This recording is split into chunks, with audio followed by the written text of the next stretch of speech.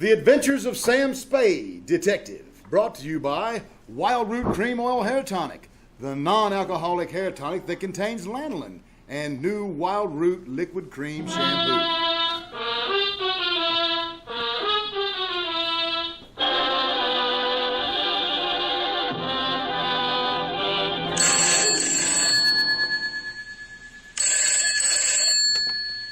Sam Spade Detective Agency. It's me, sweetheart. Have you heard of pulling a rabbit out of a hat?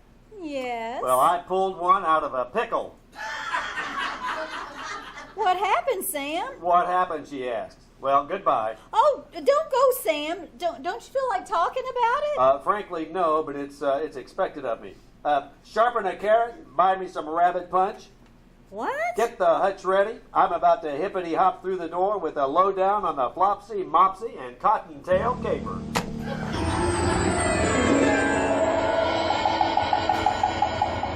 Dashiell Hammett, America's leading detective fiction writer and creator of Sam Spade, Hard-Boiled Private Eye, and William Spears, radio's outstanding producer-director of mystery and fine drama, join their talents to make your hair stand on end with The Adventures of Sam Spade, presented by the makers of Wild Root Cream Oil for the hair. Say, Mother, if you get a special thrill buying things your whole family can use, then stop at your drug or toilet goods counter for a big family-sized bottle or tube of Wild Root Cream Oil, America's favorite family hair tonic. Dad, Junior, Sis, yes, and you yourself will find Wild Root Cream Oil ideal for grooming the hair neatly and naturally, for relieving dryness and removing loose dandruff. So, Mom, ask for it tonight or tomorrow for sure. Wild Root Cream Oil Hair Tonic. Again and again, the choice of men, women, and children too. And now, with Dave Damron starring as Sam Spade, Wild Root brings to the air the greatest detective of all time in The Adventures of Sam Spade.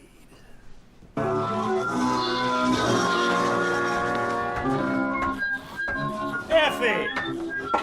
Here I am, Sam. What's the meaning of this? What? My desk and my chair shoved over to one side of the office. To make room for the other desk and the bookcase. There'll be no other desk and no bookcase and no anything else. But, Sam, I thought you... Don't say it.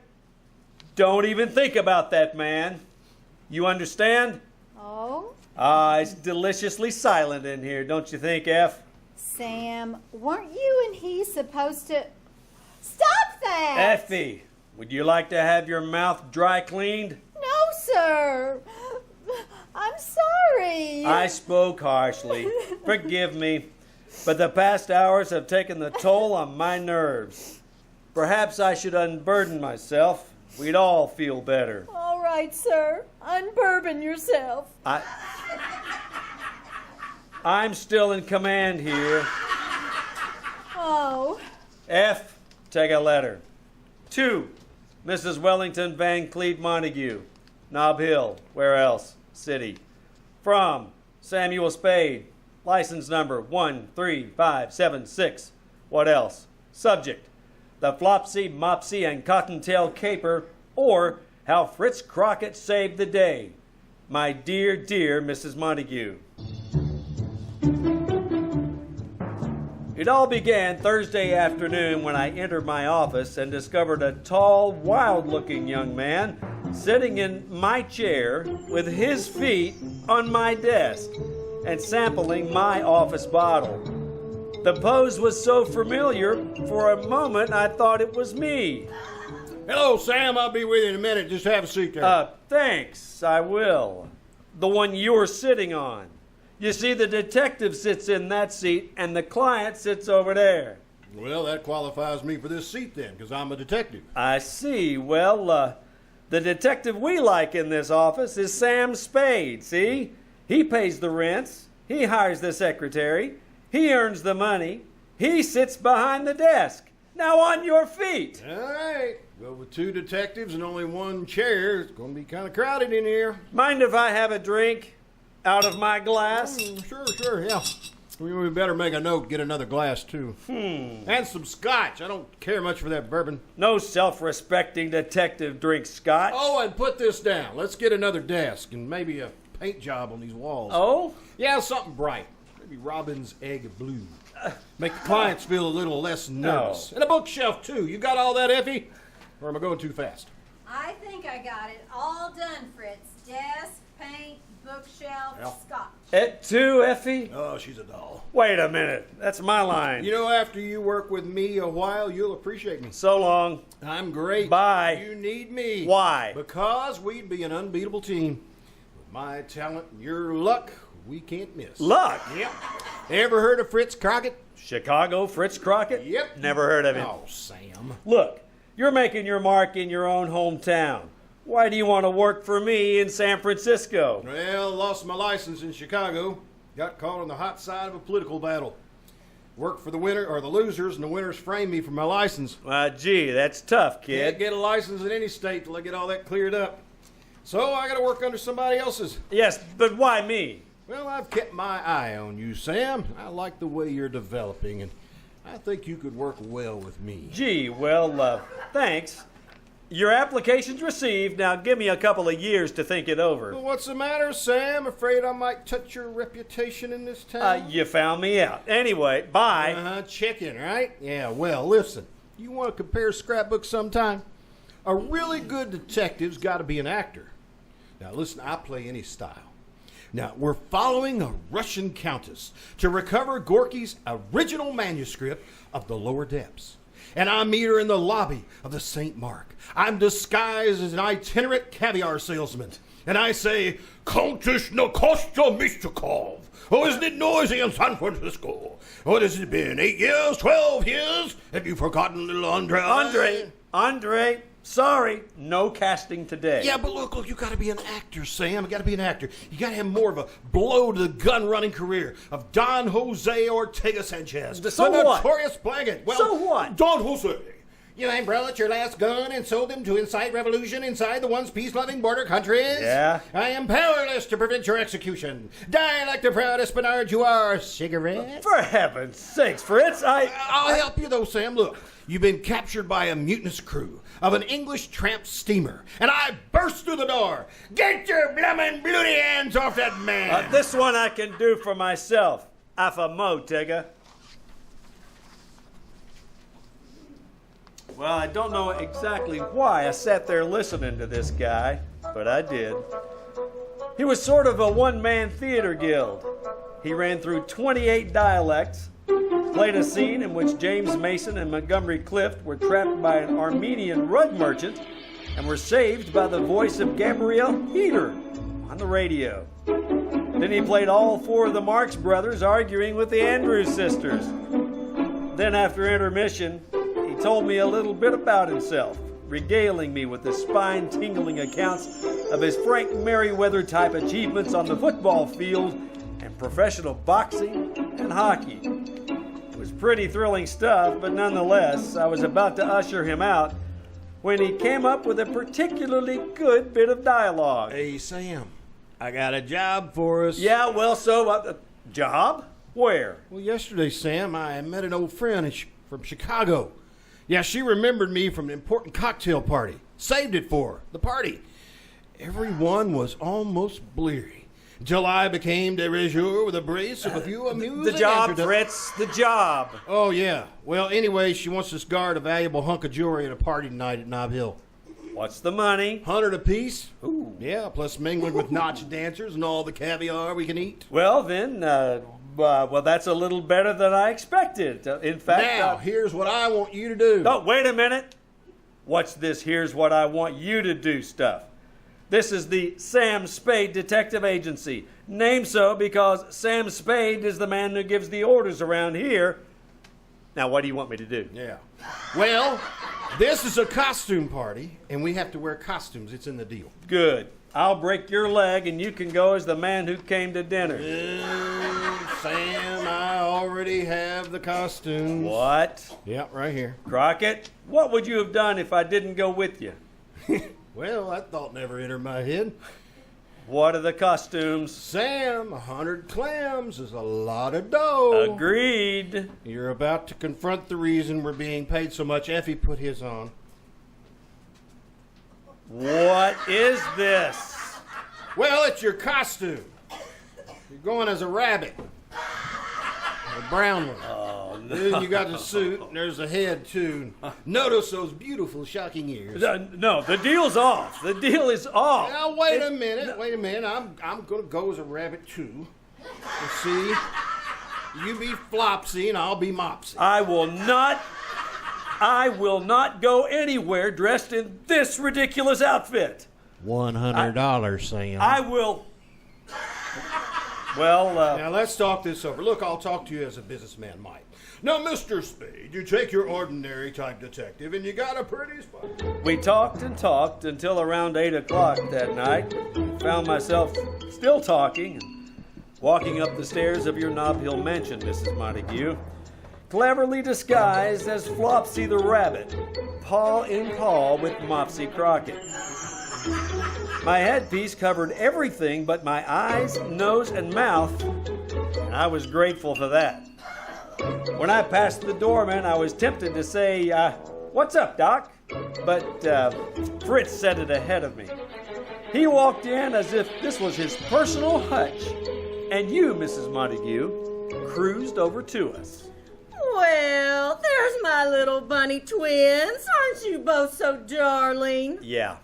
Which one of you is Mr. Spade? Well, I'm Mr. Crockett, Miss Montague. Mopsy. You remember me from being at the soiree with Ronnie and Benita, or maybe it was Gypsy that introduced us in his bottle? Oh, yes. Oh, well, I'm glad you were able to be here, Mr. Spade. I've always wanted to meet you. Thank you, Mrs. Montague. I'm the straight man.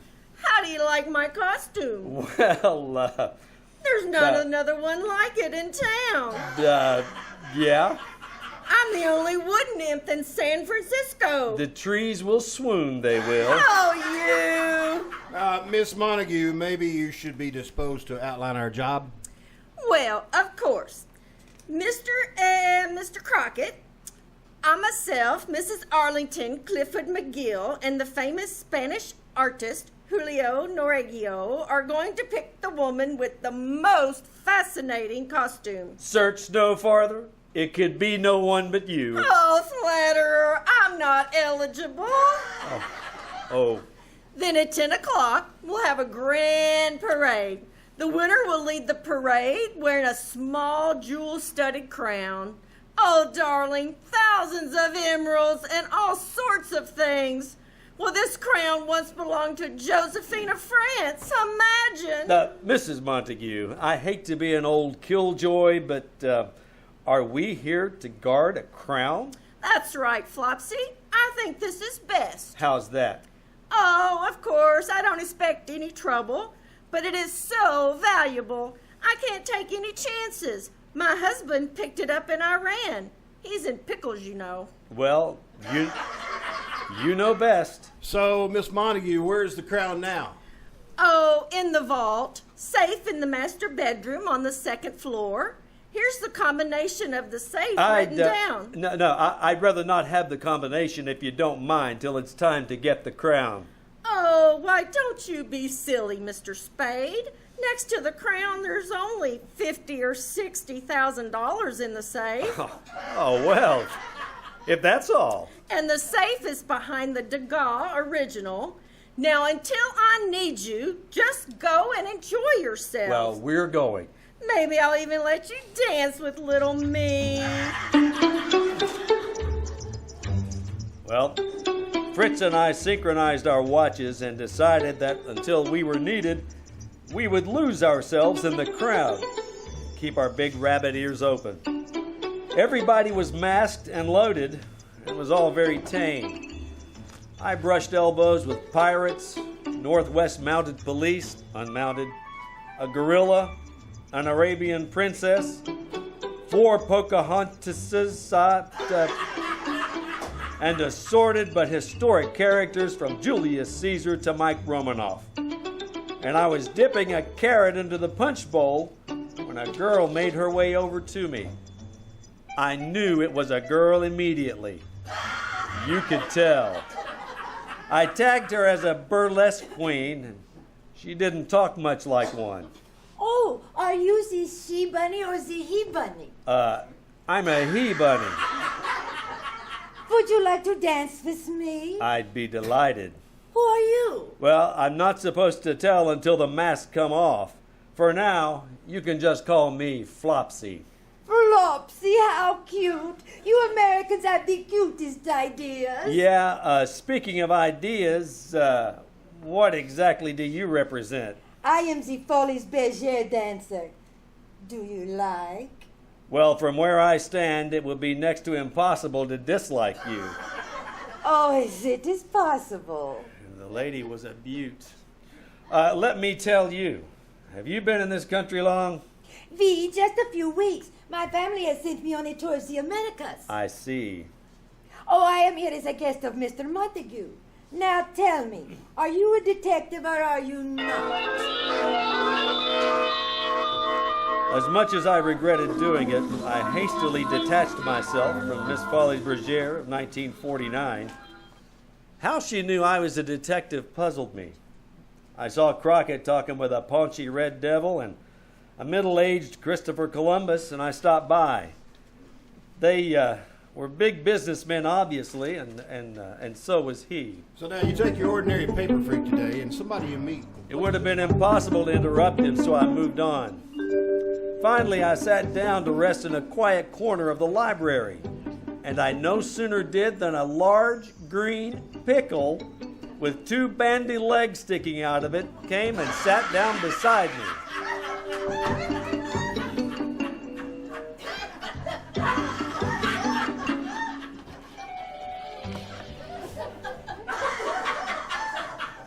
Want to bite a pickle? No thanks. It's free. Rabbits only eat carrots, but thank you just the same. I suppose you knew who I am. As a matter of fact, I have no idea. Well, I shouldn't tell you, but I'm lonesome for somebody to talk to. Well, My wife's dancing with another man. Sometimes I think she only likes me for my money. I find that hard to believe. Well, I have millions, you know, just millions. I'm Horace Montague, the Pickle King. I've sold more pickles than any living man. Congratulations. You like my costume? I've never smelled anything like it. Well, this time I came as just an ordinary new pickle. Sometimes I come as a dill, sometimes I come as a gherkin. How jolly. Yeah, one time I came as a sweet sour mixture. Oh, yeah? Oh, I got very confused. Well, that's up to you. I guess all I really have is my money. You get kind of tired of being so rich. It was fun in the early days, you know. I was a pioneer, you know. You started with just a wart, I suppose. Oh, that's funny. Yeah, that's very funny. Funny. Yeah, well, keep laughing, Horace. I have to be running along. Well, thank you for talking to me.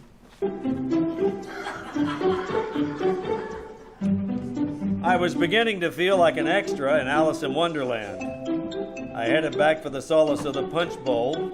I saw Mopsy Crockett standing with the Folies Bergère dancer and went over to him. But he suddenly turned and hopped away faster than I could hop after him. Why the coyness, I couldn't understand. When I finally caught up with him about 10 minutes later, he was waltzing with Anne of Austria, who was hanging on his every word, and that was a lot of hanging. My darling, until you have tasted mein liebe Kuchen, you have stories of Goethe, Schiller, Heimler, all mashed into one goulash. You mind if I cut in? If you must. I mean with the other rabbit. Come along, Mopsy. Well, of all the Excuse cheek. me, darling, I will be back. Oh, hello, Sam. Did you hear from the mob? What's the idea of avoiding me? Avoiding you? I don't know what you mean. Yeah, you do. Crockett, don't you remember just 10 minutes ago my chasing you all over the floor? So help me, I don't. Oh, there you are, my little bunnies. Yeah, here we are, Miss Montague. All right, you can give me the crown now. I'm almost ready to announce the winner of the costumes. We haven't taken it out yet, Mrs. Montague. You haven't? You just said you were going to get it. I didn't. Did you, Fritz? Not I, Flopsy. Now, Bunny, stop playing jokes. One of you came up to me a couple of minutes ago and said you lost the combination to the safe, so I gave it to you again. You said you were going to get the crown. Now, where is it? I don't know, but let's find it.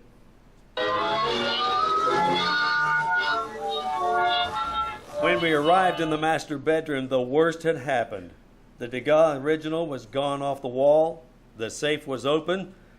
Believe it or not, the $50,000 or $60,000 habitually kept in it wasn't even touched. But you, Mrs. Montague, weren't worried about the cash. Oh, it's not here. The Josephine crown is gone. Oh, this is frightful. What will Horace say? We're sorry, Mrs. Montague. Sorry.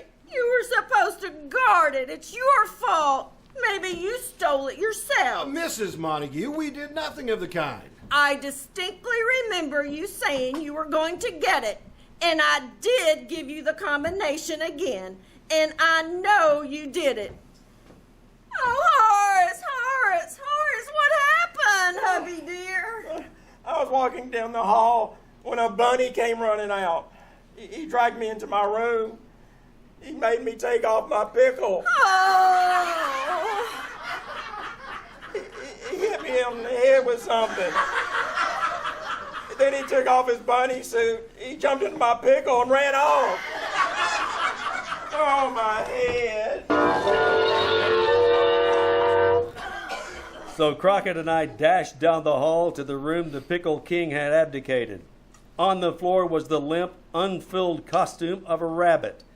The Montagues' party not only had a Flopsy and a Mopsy, but also had a thieving Cottontail. The makers of Wild Root Cream Oil are presenting the weekly Sunday Adventures of Dashiell Hammett's famous private detective, Sam Spade.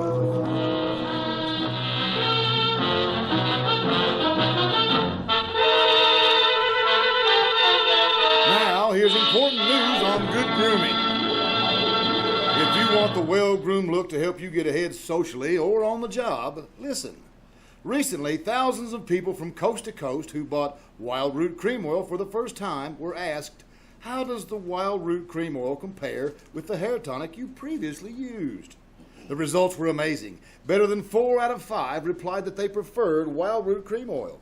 Remember, non-alcoholic Wild Root Cream Oil contains lanolin.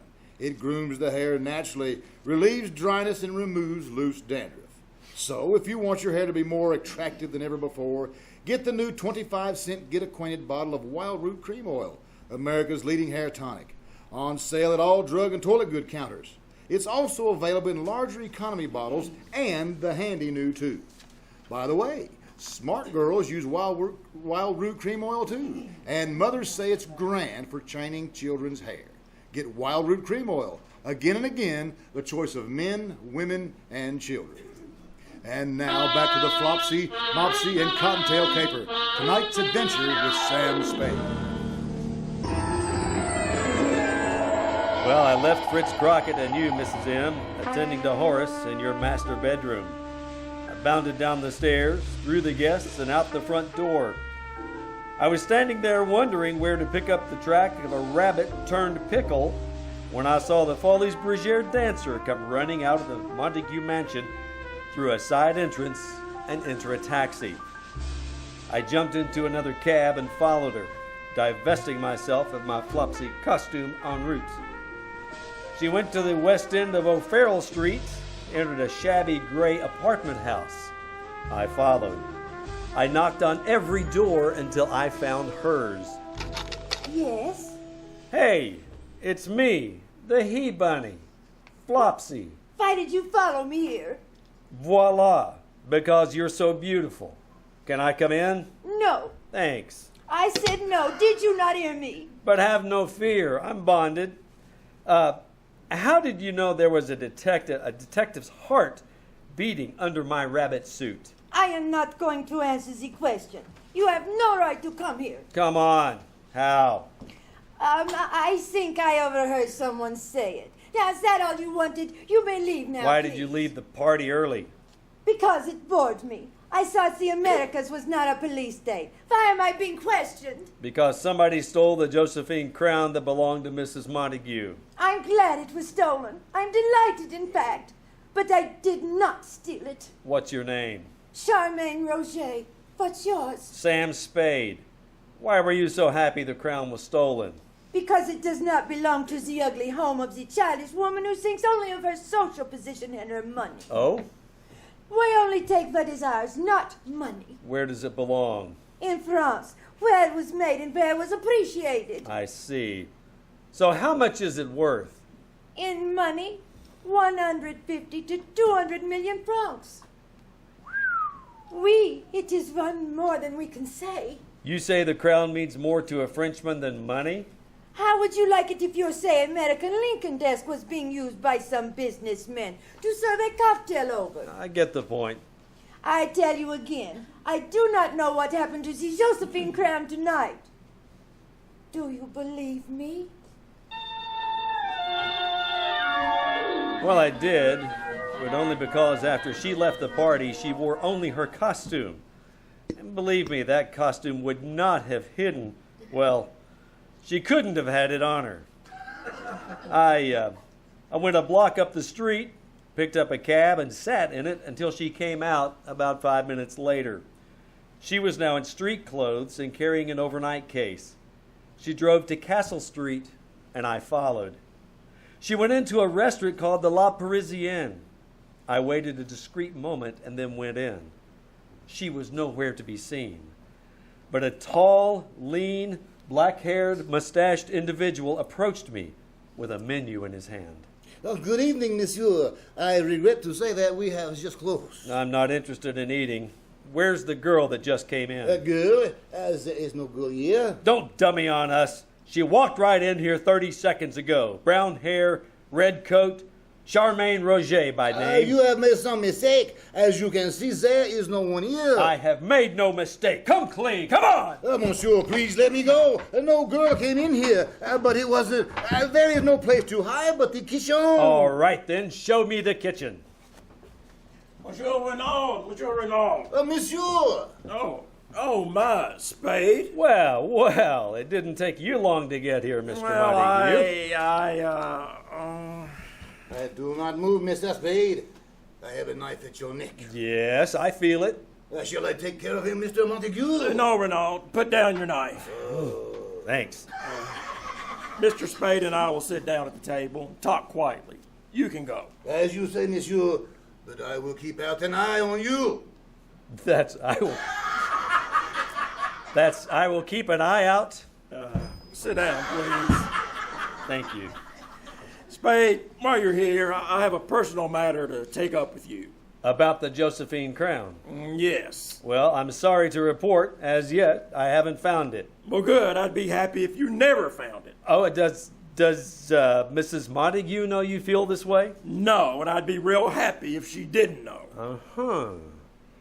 In other words, you want me to stop looking for it? That's the idea. Oh, you make a pretense of trying to find it, but no more. That's interesting. I'll pay you a good fee if you do this for me. Why don't you want it found, Mr. Montague? Well, I'll talk to you man to man. Please do. A French girl showed up in town. Charmaine Roget? Well, then, you've seen her. I've seen quite a bit of her at the party.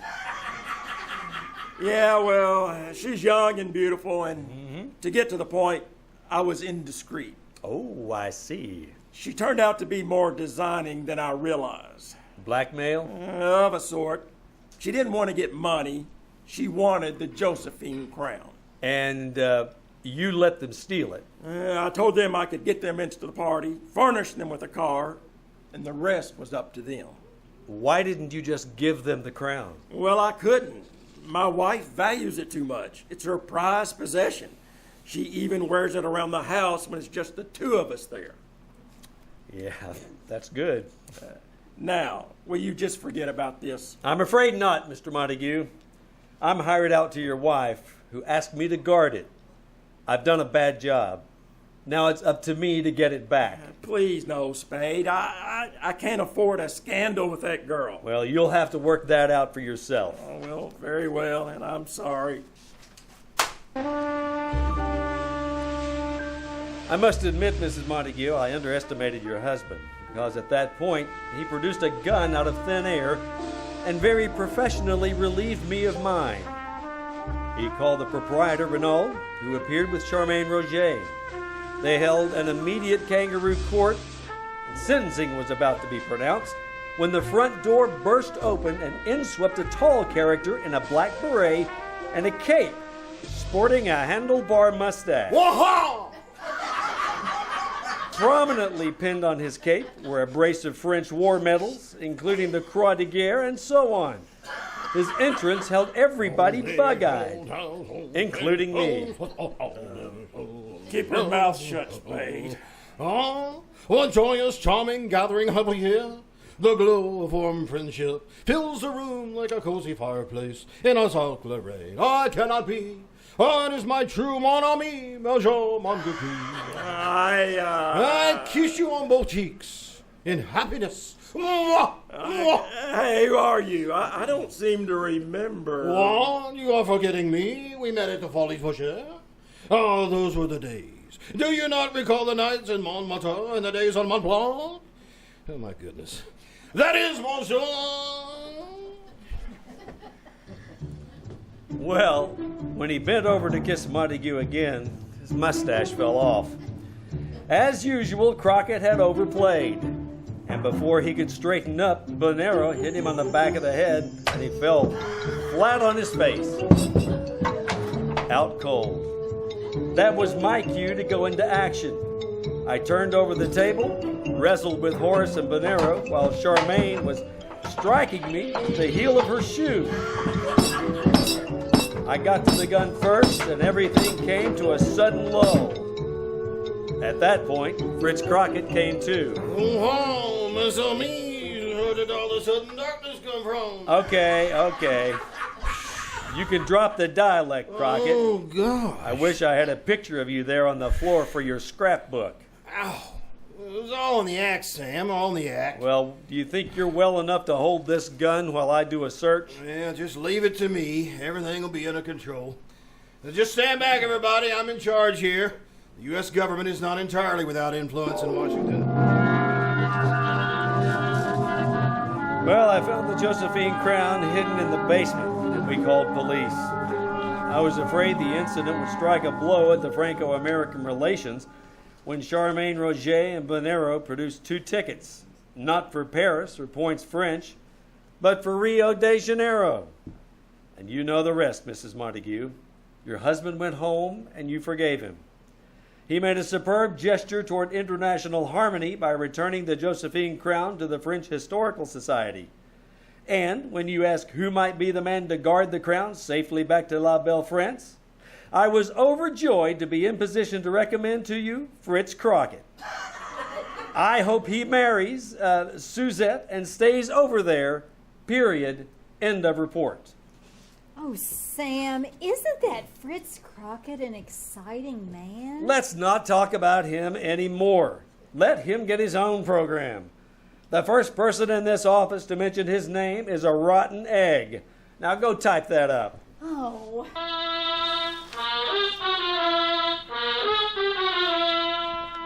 Don't buy a different blend of hair tonic for every member of your family. Get the one they all like, Wild Root Cream Oil Hair Tonic. Wild Root Cream Oil grooms your hair neatly and naturally, relieves annoying dryness, and removes that ugly dandruff. Get a bottle or 2 tonight. Ask your barber for a professional application of Wild Root Cream Oil Hair Tonic. Again and again, the choice of men, women, and children too.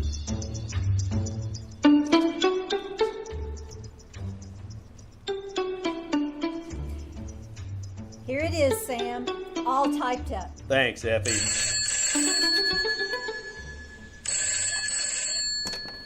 Sam Spade Detective Agency.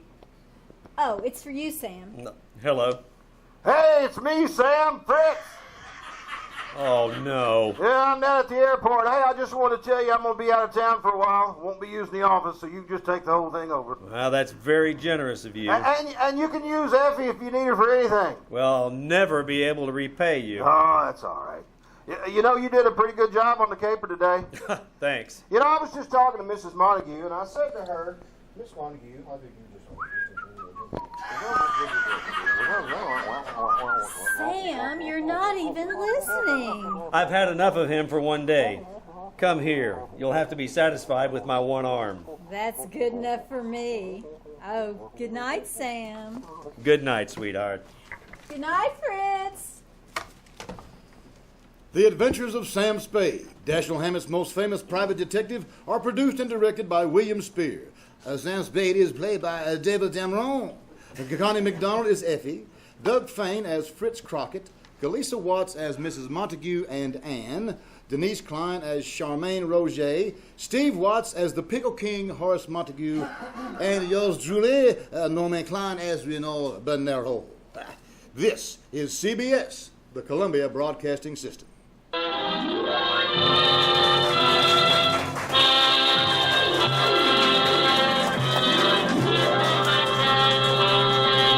KCAL is of the air.